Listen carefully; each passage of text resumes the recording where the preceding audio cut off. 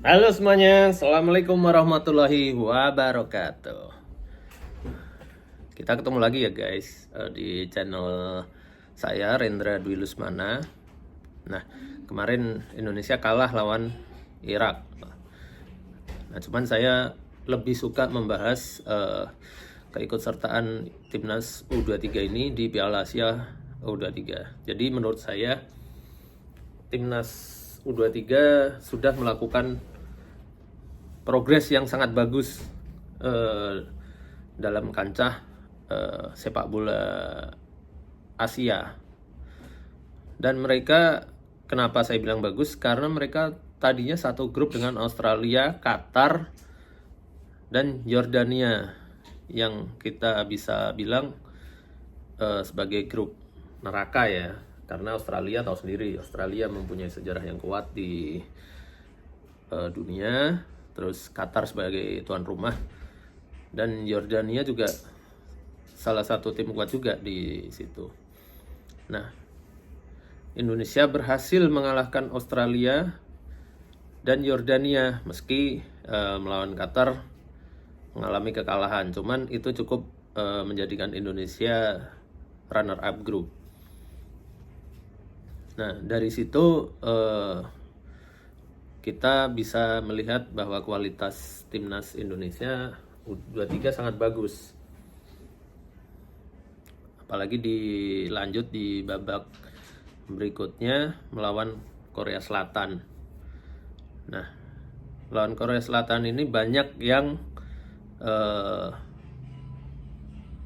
underestimate dengan timnas U23 karena Korea Selatan salah satu raksasa sepak bola di Asia. Cuman lagi-lagi timnas U23 menunjukkan kualitas dan permainan yang luar biasa dengan semangat juang tinggi, pressing ketat, mental yang bagus, sehingga bisa mengalahkan Korea Selatan meski sampai adu penalti 12 pemain harus menendang untuk menentukan pemenang. Nah, selanjutnya setelah mengalahkan Korea Selatan, mereka menghadapi Uzbekistan di semifinal. Jadi di situ karena mungkin euforia waktu melawan Korea Selatan sangat tinggi setelah mengalahkan Korea. Nah, di Uzbekistan mulai permainan berubah. Mereka nampaknya ya merasa kurang semangat lagi. Jadi dari sisi permainan dan cara bermain sempat underperform di situ.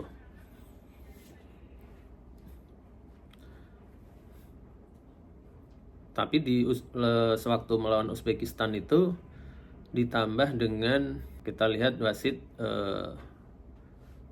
agak berat sebelah, apalagi ada beberapa kejadian yang setelah ditinjau VAR sebenarnya bisa menguntungkan Indonesia.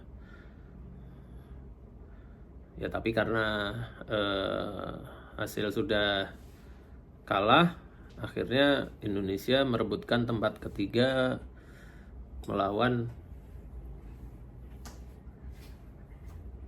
Irak setelah Irak dikalahkan oleh Jepang. Nah, sewaktu melawan Irak inilah sebenarnya mental sudah mulai tumbuh, artinya permainan sudah bagus lagi, sudah berhasil beberapa kali menguasai jalannya pertandingan. Cuma memang belum cukup menghadapi Irak. Irak sangat kuat di counter attack-nya, dan permainan strategi Irak dengan menumpuk pemain di belakang itu juga sangat kesulitan, sehingga Indonesia sangat miskin shot on goal di situ. ditambah stamina Irak yang dengan strategi pergantian pemain yang bagus, mereka seperti tidak kehabisan tenaga. Dengan kalahnya Indonesia melawan Irak, Indonesia harus melakukan playoff dengan tim dari Afrika, dari negara yang salah satu dari benua Afrika, untuk melakukan playoff di tanggal 9 kalau nggak salah itu. Nah, kalau melihat secara keseluruhan sebenarnya buat saya sih sudah bagus ya guys. Sudah berhasil mengalahkan Australia, Yordania dengan gol yang 4-1, terus mengalahkan Korea Selatan. Nah, itu buat saya timnas melakukan progres yang bagus. Nah, mengenai ada beberapa kekurangan ketika kalah lawan Uzbek dan Irak, ya buat saya wajar karena mereka masih sangat muda. Rata-rata mungkin sekitar 22-an tahun. Itu kalau di usia sepak bola belum masanya prime. Jadi kalau prime-nya itu di usia-usia 27 sampai 30 para pemain, kecuali kiper ya. Kalau kiper masih sampai 36 itu masih bisa. Nah, jadi menurut saya Piala Asia U23 ini merupakan titik awal mereka untuk berkembang. Artinya jangan sampai hanya di sini. Jadi pelatih pasti tahu sisi yang harus dibenahi supaya besok ada kualifikasi Piala Dunia bisa berhasil melakukan progres yang bagus. Ya. Jadi kalau mengenai mental, terus spirit, juang, strategi itu masih bisa diperbaiki karena mereka masih sangat muda. Tapi ya kita harus apresiasi mereka dengan tampilnya di Piala Asia ini itu sangat bagus sekali. Gitu guys.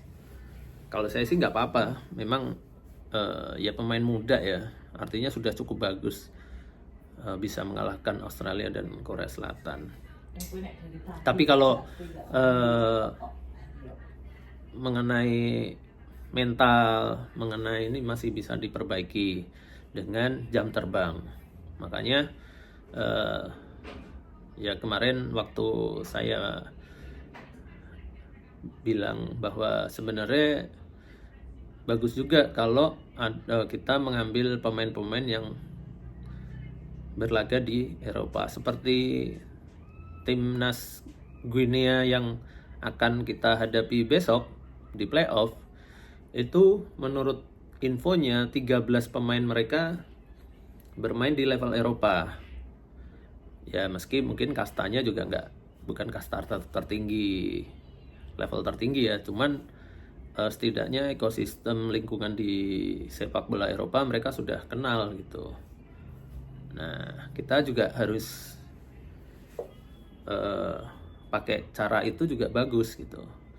Apalagi kita tahu kayak Prancis itu Mbappe, terus kalau dulu Nicolas Anelka, Zinedine Zidane, mereka bukan orang asli Prancis, mereka warga keturunan.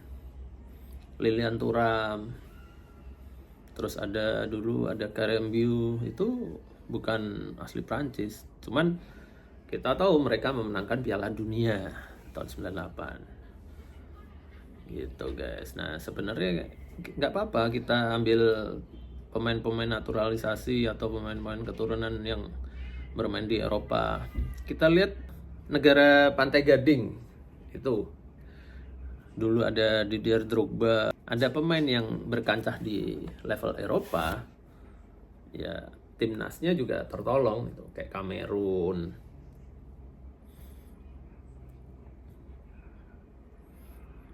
Gitu guys. Nigeria. Nah, jadi strategi yang mungkin PSSI nanti prioritaskan, sebenarnya nggak ada masalah kalau mulai didorong nih anak-anak muda Indonesia untuk segera belajar menimba ilmu di klub-klub Eropa. Yaitu tadi mungkin dengan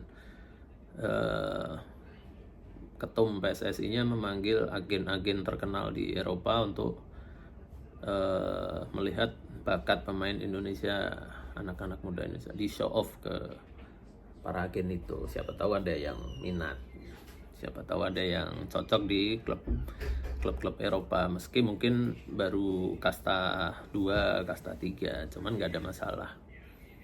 Seperti itu guys. Nah, mengenai skill individu sebenarnya yaitu jam terbang juga. Kalau saya lihat kemarin skill individu para pemain sebenarnya sudah cukup lumayan.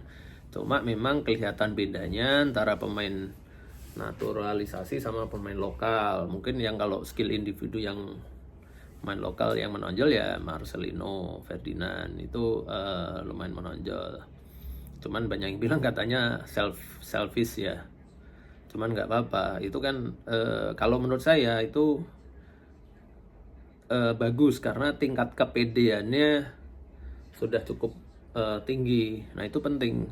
Biasanya kalau dulu sepak bola nasional zaman dulu kalau udah ketemu tim dari, jangankan dari Eropa, dari Asia, ketemu Korea, Jepang, itu udah seperti udah kaget duluan gitu.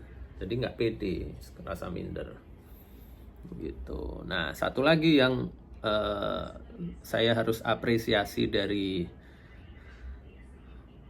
performa timnas di Piala Asia ini adalah Sintayong berhasil menerapkan standar tinggi untuk Indonesia ke depan, timnas Indonesia ke depan. Jadi setidaknya pelatih berikutnya sama timnas berikutnya standar permainannya harus seperti para pemain yang dilatih Sintayong ini, minimal, atau bisa lebih bagus, itu lebih baik gitu guys. Kalau melihat dari para pemain muda ini, saya optimis timnas Indonesia pasti akan mempunyai masa depan yang cerah, dengan syarat harus diikuti dengan sistem persepakbolaan nasional yang bagus. Artinya mulai dari liga, terus pengembangan anak mudanya, mencari bibit-bibit unggul di daerah-daerah, memberi kesempatan pada mereka. Itu kalau dikelola dengan baik, saya yakin pasti dengan sendirinya kita mempunyai sepak bola yang berkembang dan bagus di masa depan gitu guys. Nah udah ya guys, ini cukup sekian. So far saya nilai bagus timnas Indonesia di Piala Asia, good job. Oke gitu aja ya guys, sekian, wassalamualaikum warahmatullahi wabarakatuh, bye.